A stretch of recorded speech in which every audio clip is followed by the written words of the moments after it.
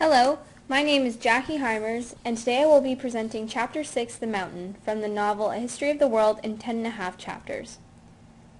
The first thing we're going to look at today is the characters. The character in this chapter consists of Colonel Ferguson, Amanda Ferguson, and Miss Logan. Now, let's look at each individually. Colonel Ferguson is the father of Amanda Ferguson. He is an atheist and does not believe in his daughter's obsession with religion. Amanda Ferguson is the daughter of Colonel Ferguson. She is very religious and loves her father very much and does not want him to pass away. She is scared about his passing because she does not know if the Lord will accept her father since he does not believe in God. She is around 33 years old and has 5 siblings. She is a very determined girl but also seems to have something off about her. Miss Logan is the woman who accompanies Amanda to the monastery. She is a vigorous and seemingly practical woman, as said in the book. She is 10 years older than Amanda and was very fond of Amanda's father. She has a good head on her shoulders and throughout the chapter is the more realist one out of the 2 female protagonists. Setting. The setting takes place in multiple areas throughout the chapter. It starts with Amanda and her father in a bedroom somewhere near Dublin in November in the year of 1837. The chapter then continues with flashbacks of Amanda visiting art shows with her father and one of her 5 siblings. As the journey to the mountain starts with Miss Logan, they visit many places across Europe, including Naples, Falmouth, Constantinople, and more, and last but not least, Mount Ararat. The conflict in this chapter is that Amanda wants to prove to her father, Colonel Ferguson, that God does exist. She also is worried if God will accept her father when he passes away, and because of this needs to go to the landing of Noah's Arks to pray for her father. This is the reason she embarks on this journey with Miss Logan. The plot. This chapter is about a man by the name of Colonel Ferguson and his daughter Amanda. The chapter starts off with Colonel Ferguson on his deathbed and his daughter sitting at his bedside reading a religious pamphlet.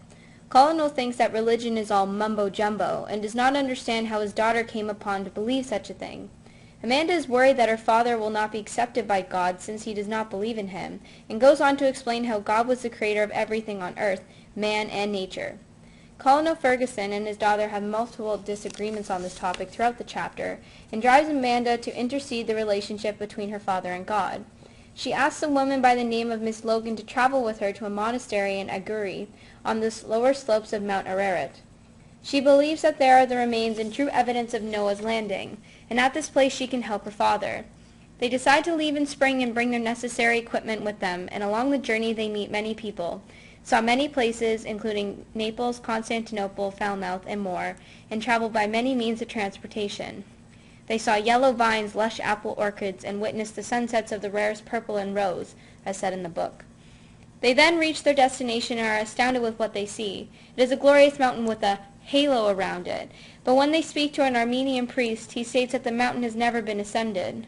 Miss Ferguson becomes upset from hearing this and is mad at herself to believe that there was such evidence of Noah's landing. They then venture anyways in search of evidence of Noah's Ark up on the mountain.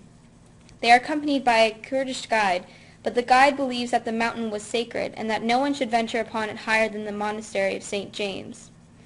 While venturing up the mountain, an earthquake destroys the town of St. James, and Amanda believes that this is a punishment from God, as they were making wine from the grapes that was supposedly planted by Noah. They continue up the mountain, and Amanda Ferguson is injured. She explains to Miss Logan and the guide that they should continue without her, and that she is happy to be taken unto him on the holy mountain. Miss Logan and the guide then go back down the mountain, and while passing the village, notice that the vines that were planted by Noah are still intact, even though the rest of the town is destroyed. They then finally return to normal ground and the guide leaves Miss Logan. Miss Logan is then left to herself to ponder what has happened over this journey. She wonders if things happen because we cause them to happen or because they are meant to happen. A major theme in this chapter is the power of religion and God and how corrupted it is. We see this in the chapter how religion can be so empowering in someone as it drives Amanda to venture to this mountain on a journey that takes many days and nights. It ultimately leads to her injury and for her to be left on the mountain. Throughout the novel we also see the powerful acts of God when he destroys a whole town, creates a halo around the mountain, and so forth. The idea and/or the belief of religion in God can be so powerful and affect people like the character Amanda, who's a tad mental about religion, even though there's no proof that God and religion actually exists. Noah's Ark is a major motive throughout the chapter, as it is the main reason for the voyage. Multiple references are made to the ark itself and the acts of Noah and his family. It is a reference to God and religion, which is a major theme throughout this chapter. Point of view.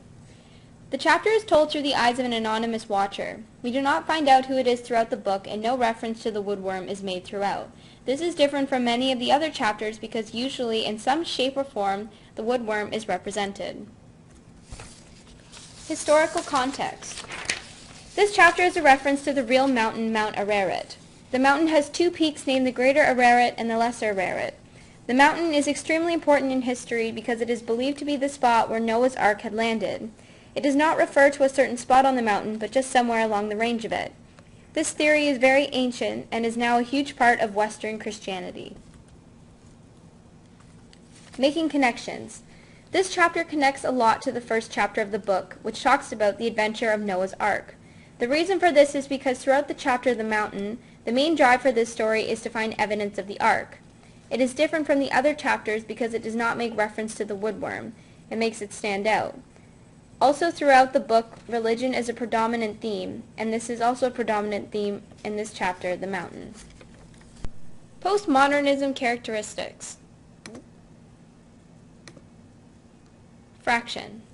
Throughout the chapter, they make references to real-life places like Ararat, Naples, Constantinople, and etc. They even talk about an event that is taken straight from the Bible.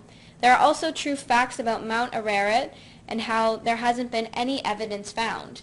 The fiction part of this is that Amanda, Colonel, and Miss Logan do not actually exist, and the whole story was made up. Their journey didn't actually happen, and because of this, they are mixing fact and fiction together. Paranoia is also relevant in this chapter. It is mainly seen in the character Amanda Ferguson. She is worrying so much about how God will judge her father in the afterlife that she embarks on this long journey. She also is so concerned about proving to her father that God exists. Religion takes over her mind and draws her into paranoia. Minimalism. Minimalism is relevant in this chapter because the author never really goes into detail about the characters. He never talks about how they're feeling, what they look like, and the reader has to usually put things together themselves. Parts of the voyage can be vague, and the reader has to plug in pieces of the story. Now for the questions. Question 1. In this chapter we see two sides of how people believe in religion. We see the perceptions of an atheist and someone who is extremely pious. What do you think the author was trying to show the reader by doing this? How does this contribute to the theme of religion throughout the book? Question number 2. Throughout history, many people have gone to Mount Ararat and searched to look for the Ark only to fail in finding any proof. Do you think the author made reference to this to mock religion or even mock our society? Question number 3. In the chapter The Mountain, the three main characters are Amanda Ferguson, Colonel Ferguson, and Miss Logan. All three of them have different personalities and different outlooks on religion. Do you think the author did this on purpose to represent the bigger picture of the world and different types of people that live in it? Was he mocking a certain characteristic? Question number 4. Amanda in the chapter goes against her father's wishes when she becomes extremely religious. Her father, Colonel, thinks it's all mumbo-jumbo, and in the chapter states that if he hadn't have adored her, he would have treated her as a credulous imbecile. She also refuses to marry a man that her father requested for her. In the 1830s, this would have been something out of the ordinary. What do you think the author was trying to teach the reader with this? Question number 5. Amanda embarks on a journey to teach/show her father that God does exist. Do you believe her father was the one who needed to learn, or was it really Amanda? Think about what experience happened along the journey to Ararat. In conclusion, this chapter covers the journey of two girls trying to find an ark but utterly failing. It shows themes of religion and how powerful and mind-controlling it can be. This chapter draws the reader to look at their own world as well, and not just the one being told in the novel. Thank you for listening to my presentation, and I hope you enjoyed.